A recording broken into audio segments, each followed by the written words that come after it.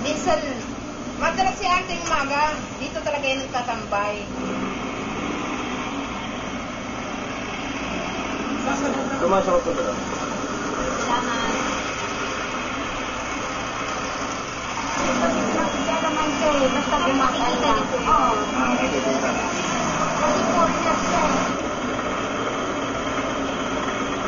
Madalas na yun. Doon madalas yung sa ano na nagtitinda ng dyaryo. Doon madalas. Nagtitinda ng dyaryo. Lakad lang, asing lakad. Nakakausap mo siya? Hindi, kasi sabi nung iba, ayaw makikipag-usap sa iba. Ayaw niyang ini-interview.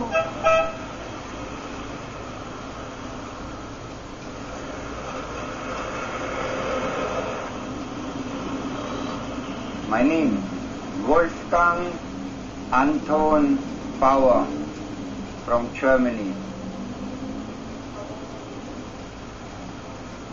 And this time, I stay already 3 years, 3 months, and 5 days. So, this is my own mistake. This is my own mistake.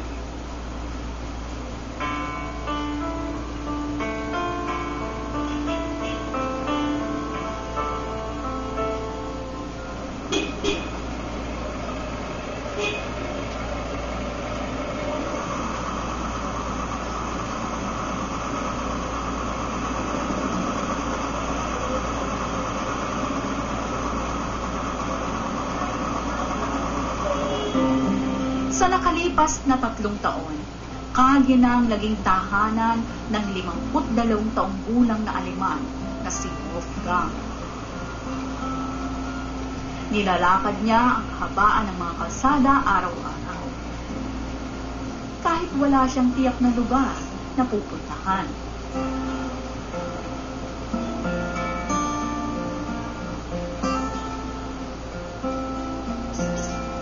At sa bawat hakbang ng kanyang mga paa, batid niyang may mga matang nagtatanong kung bakit siya nagkaganito.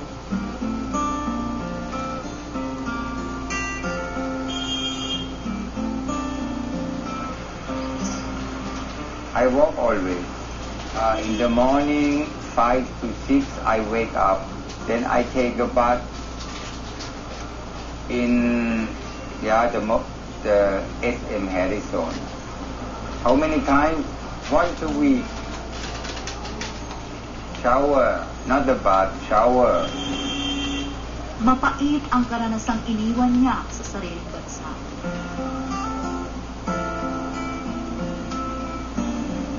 Pero sa Pilipinas, hindi rin naging matamis ang kanyang naging tadhana. I work in Germany my whole life. And in the company, they kick me out in the company. You know why? They are corrupt. And I'm the one, I speak open air, open air. And of course they kick me out. Of course. Before, I'm one from the best worker, one from the best. After I speak open, I'm the last.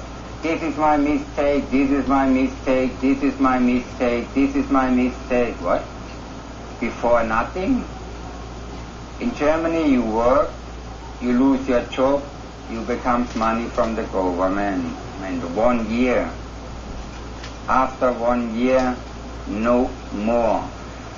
The government changed this all. They have only money for the East people. That's why I'm also so angry. Tulad ng ibang dayuhan, masagana ang naging buhay ni Wolfgang nung una siyang mapadpad sa Pilipinas. Nagagawa ang lahat ng luho at natitikman ang lahat ng bisyo. My salary is good. Yeah, I have a high salary. Yeah, I have a high salary, and my salary is more than my father and my mother together. My money, I spent my money. I did not spend the money for gambling or for drugs, or I'm not a drunkard. Yeah, when I work 9 months in Germany and then I come here for 3 months, I have money. I have the money beside me. I did not lose my money. You know, I did not lose my money. I lose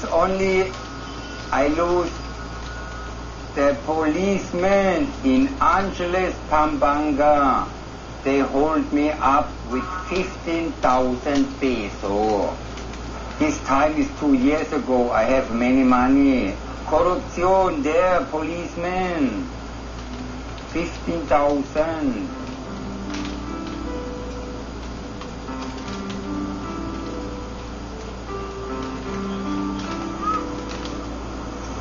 Mag-isang binabagtas ngayon ni Wolfgang ang buhay sa kalsada.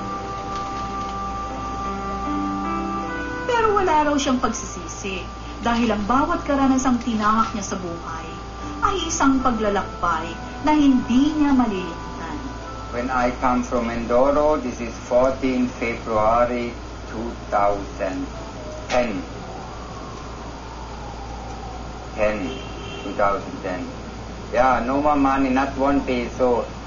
Then, yeah, I think, okay, what happened now? And then, yeah, I for sale my radio. I for sale this. And then, yeah, I sleep Rojas Boulevard. I sleep Tondo.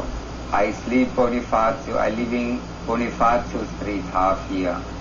I sleep in Rojas Boulevard half year, beside Pango Central.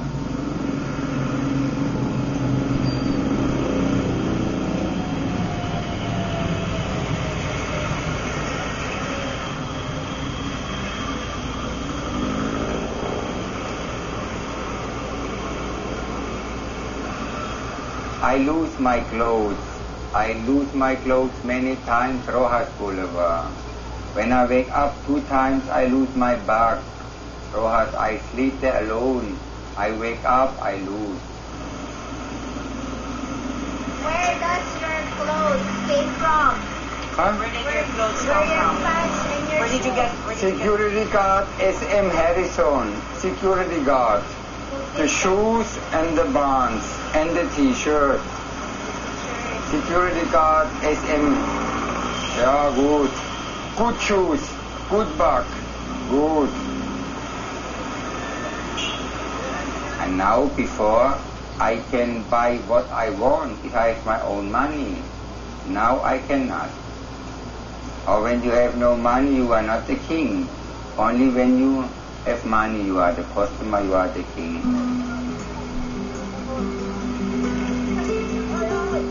Sa ngayon, umaasa na lamang si Wolfgang sa pagmamalasakit ng ibang tao.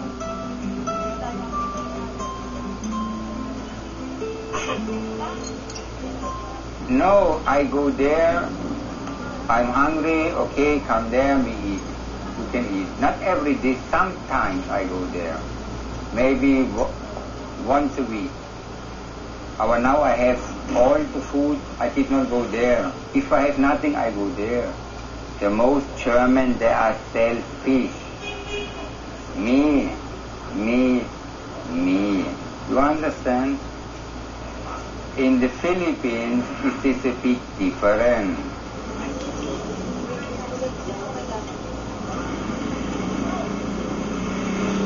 Naawa kami sa kanya. Kasi hindi man siya katulad ng iba nga naghingi palagi nga ganun siya. Pag busog, bigyan namin ayaw. Pero pag gutom, kinukuha niya talaga. You want cigarette? Sabi yan? Yes, but I have no money. Siyempre, at least mabuti nagsasabi ng totoo. Eh, binibigyan namin yan. Actually, naging interesado kami sa kanya. Kasi sino ba namang hindi maging interesado? Foreigner ka, nandito ka sa Pilipinas. Parang kakaiba. Kasi dumadayo tayo sa ibang bansa eh. Pero during the conversation namin, may mga kapatid siya, 2, professional naman. Kaya lang, ayaw niyang umasa. Gusto niya talaga maghanap ng trabaho. Ang gusto niya maging taxi driver. Kasi marunong siya mag-drive. Kaya lang, ang problema naman kasi kahit na gusto mo rin siyang tulungan mag-taxi driver, hindi naman lahat ng area dito sa Pilipinas alam niya. Madalas niya ako hingihan. Kasi nakikilala niya na kasi ako. Kasi driver ako, jeepney driver ako. Sabihin ito, marami akong barya. Di bibigay ako sa kanya. Dito ko siya nakikita lagi sa mga kantin. Minsan nangihingi sa akin ng pangkape. Tsaka pasigarilyo, 2 piso, binibigyan ko siya, 12 pesos.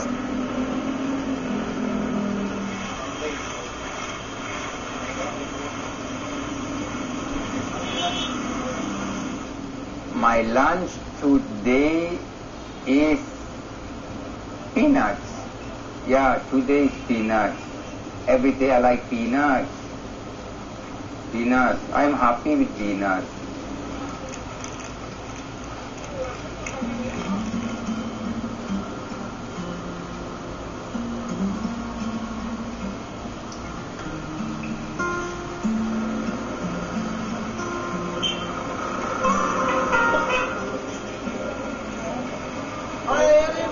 Ibigay niyo yung bag.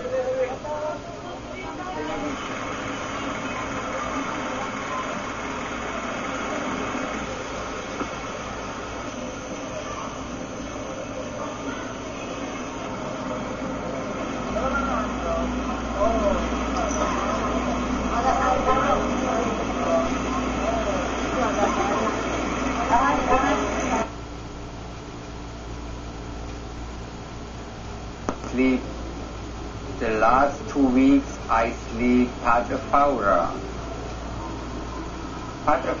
Why? The reason is there is life band until 2 o'clock in the morning. I go there 8 to 9 o'clock p.m.